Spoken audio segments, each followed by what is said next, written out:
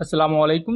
Welcome to Emrad. दोस्तों, बात आज हम करने जा रहे हैं नाइजेरियन एयरफोर्स के लिए पाकिस्तान और इंडियन फाइटर एयरक्राफ्ट के प्रपोजल को लेकर, क्योंकि बहुत सी इंडियन मीडिया साइट से क्लेम कर रही हैं कि नाइजेरिया मजीद GF-17 थंडर नहीं खरीदेगा, बल्कि नाइजेरिया मुस्तकबिल में खरीद सकता है इंडियन मेड LCA तेजस एयरक्राफ्ट। और इसी की हकीकत को लेकर थोड़ा सा हम बात करेंगे और एनालाइज करने की कोशिश करेंगे कि असल में नाइजेरियन एयरफोर्स का फ्यूचर स्पेक्ट्रम क्या है, फ्यूचर में उन्हें चाहिए क्या, पाकिस्तान और इंडिया की तरफ से जो क्लेम्स किए जा रहे हैं ये किस हद तक सच्चे हैं। तो दोस्तों, मैं बताता चलूं कि मार्च 2024 में इंडिया का एक हाई लेवल डेलीगेशन नाइजेरिया गया था और इसको लीड कर रहे थे इंडियन फॉरेन मिनिस्टर जयशंकर। यहाँ जो इंडिया का डेलीगेशन क्या था, इन्होंने बुनियादी तौर पर नाइजेरिया को इस बात पर कन्विंस करने की कोशिश की थी कि नाइजेरिया इंडियन मेड वेपन्स को खरीदे। नाइजेरिया को ना सिर्फ इंडियन मेड LCA तेजस एयरक्राफ्ट पिच किया गया था, बल्कि इंडिया का जो अपना LCH यानी कि लाइट कॉम्बैट हेलीकॉप्टर प्रचंड है वो भी पिच किया गया था। उसके अलावा ग्राउंड सिस्टम भी पिच किए गए थे। बट उसके बाद नाइजेरिया ने कोई हतमी फैसला नहीं लिया था। उसके बाद एयरफोर्स प्लेटफॉर्म अफ्रीका इस तरह का एक समिट हुआ था 2024 में, जून के महीने में ही, और उसमें पाकिस्तान की शिरकत काफी ज्यादा वाज़ेह रही। इवन GF-17 थंडर के एक पायलट ने इस पूरे इवेंट में स्पीच दी थी और ये वाहिद किसी फाइटर एयरक्राफ्ट के पायलट थे जिन्होंने स्पीच दी थी। और इस समिट में मुख्तलिफ दूसरे अफ्रीकन कंट्रीज के नुमाइंदे भी शामिल थे और उस पर हमने डिटेल वीडियो बनाई हुई है, लिंक मैं डिस्क्रिप्शन में दे दूंगा। इसी दौरान नाइजेरिया की डिफेंस फर्म और पाकिस्तान की गिल्ड्स के दरमियान MOU भी साइन हुआ टेक्नोलॉजी ट्रांसफर को लेकर। उसके बाद दोबारा से ये बातें चलना शुरू होगी कि पाकिस्तान के GF-17 थंडर के लिए नाइजेरिया एक बार फिर इंटरेस्टेड है। ना सिर्फ नाइजेरिया बल्कि अफ्रीका के दूसरे कंट्रीज भी, क्योंकि 2021 में जब सबसे पहले GF-17 थंडर्स इनको डिलीवर किए गए थे, तब नाइजेरियन ऑफिशियल्स ने पाकिस्तान जब विजिट किया तो उन्होंने GF-17 थंडर को चूंकि इंस्पेक्ट अच्छी तरह किया हुआ था, तो उन्होंने इसकी कैपेबिलिटीज को लॉड किया था, यानी कि बहुत ज्यादा तारीफ की थी कि ये एक बहुत अच्छा एयरक्राफ्ट है।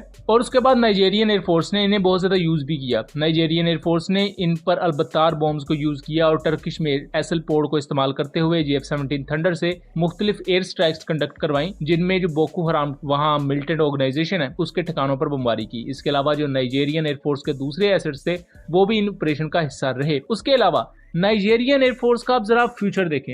नाइजेरियन एयरफोर्स ने फ्यूचर में 12 AH-1Z वाइपर हेलीकॉप्टर्स लेने हैं अमेरिका से। उसके बाद इटली से M346 एडवांस ट्रेनर एयरक्राफ्ट लेने हैं 24 के नजदीक, जो कि लाइट अटैक करने के भी काबिल होंगे। और उसके अलावा 12 AW109 मल्टी रोल हेलीकॉप्टर भी खरीदने हैं और उसके अलावा C295 ट्रांसपोर्ट एयरक्राफ्ट भी खरीदने हैं। तो ये टोटल मिलाकर हो गए 50 के करीब एयरक्राफ्ट। दोस्तों, नाइजेरियन एयरफोर्स इस वक्त अपनी एयर पावर को जरा बढ़ा रही है, क्योंकि नाइजेरियन एयरफोर्स को शायद GF-17 के बाद ही पता चला कि अगर एयर पावर ज्यादा स्ट्रांग होगी तो वो इन इंसर्जेंट मूवमेंट्स को भी रोक सकते हैं। क्योंकि GF-17 को लेने के बाद और उसके बाद उन्होंने अपने F-7s को भी आई बिलीव अपग्रेड करवाया चाइना से, तो उन्होंने इंसर्जेंसी पर एयर पावर के थ्रू काबू पाने की कोशिश की और इसमें उन्हें काफी हद तक कामयाबी भी मिली। जबकि दूसरे जो आप अगर अफ्रीकन कंट्रीज को देखें, या तो वहां फौजी बगावतें होती हैं। फौजी बगावतें भी किस बात पर होती हैं? इसी वजह से क्योंकि जो दूसरी गवर्नमेंट्स होती हैं, सिविलियन गवर्नमेंट्स, वो भी इन इंसर्जेंसीज पर काबू नहीं पा पाती। और उसके अलावा इन कंट्रीज में खाना जंगी टाइप चली रहती है। आप सूडान की मिसाल ले लें,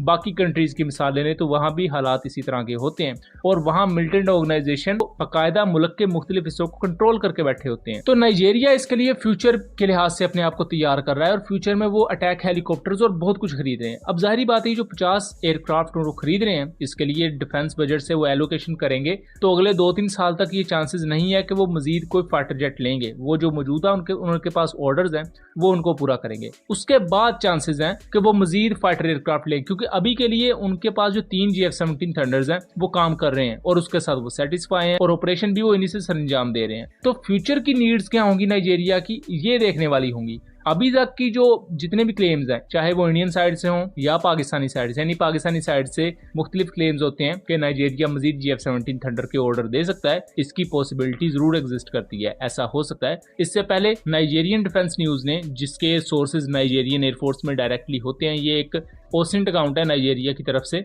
उन्होंने ये क्लेम किया था कि 15 के करीब GF-17 थंडर के मजीद ऑर्डर नाइजेरिया दे सकता है और उस पर मैंने डिटेल वीडियो बनाई थी, मैं कोशिश करूंगा उसका लिंक डिस्क्रिप्शन में दे दूं। उसके बाद इंडियन साइड से ये क्लेम आने शुरू हुए कि नाइजेरिया तो तेजस एयरक्राफ्ट में चूंकि बहुत ज्यादा इंटरेस्टेड है, तो वो मजीद GF-17 थंडर नहीं खरीदेंगे। दोस्तों, ये वो तमाम चीजें हैं जो स्पेकुलेशंस हैं, ख्यालात हैं और हर शख्स का अपना अपना एक राग है जो वो अलाप रहा है। बट इन रियलिटी बात यह है कि आपको मैंने उनके फ्यूचर के बारे में बताया कि फ्यूचर में वो अमेरिका से और मुख्तलिफ यूरोपियन कंट्रीज से कुछ नई चीजें खरीद रहे हैं और इसके लिए जाहिर बात है वो डिफेंस बजट को उस तरफ लेकर जाएंगे और अगले 2-3 सालों तक ऐसे चांसेस नहीं है कि वो इसके अलावा मजीद कुछ प्रोक्योरमेंट करेंगे। अगर मजीद प्रोक्योरमेंट करते हैं तो उसके लिए जाहिर बात उन्हें अपने डिफेंस बजट इंक्रीज करना होगा या वो डिलेड पेमेंट्स पर कुछ चीजों को खरीद सकते हैं। उनमें GF-17 थंडर हो सकता है क्योंकि चाइना एक बहुत बड़ी मार्केट रखता है नाइजीरिया में और उसके अलावा पाकिस्तान की खासतौर पर गिल्ड्स ने जब से MOU वगैरह साइन किए हैं इनकी मुख्तलिफ कंपनीज के साथ तब से पाकिस्तान के ताल्लुकात भी नाइजीरिया से बहुत ज्यादा अच्छे हुए हैं। इन तमाम कॉन्टेक्स्ट में ये पॉसिबिलिटी जरूर एग्जिस्ट करती है कि नाइजीरिया मजीद GF-17 थंडर्स लेगा और इस बारे में जो खबर है कि नाइजीरिया ने कोई मजीद GF-17 थंडर लेने से इनकार किया है ये बिल्कुल फेक और इसकी कोई अहमियत और हकीकत नहीं है। जबकि दूसरी तरफ इंडिया भी पूरी कोशिश कर रहा है कि वो अपने LCA तेजस एयरक्राफ्ट को पिच करे नाइजीरिया के लिए। ये था एक एनालिसिस। उम्मीद करता हूँ चीजें क्लियर रही होंगी। वीडियो पसंद आई हो तो इसे ज्यादा से ज्यादा शेयर कीजिएगा एंड चैनल को सब्सक्राइब कीजिएगा। मिलेंगे अगली वीडियो में, तब तक के लिए अल्लाह हाफिज।